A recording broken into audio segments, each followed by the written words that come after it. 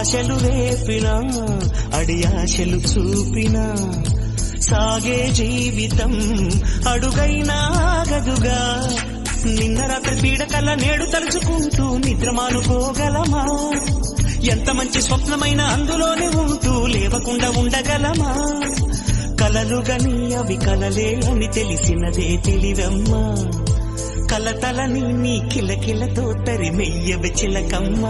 నవ్వే నీ కళ్ళలో లేదా జాబిలి, నవ్వే ముంగిళ్ళలో రోజు దీపావళి.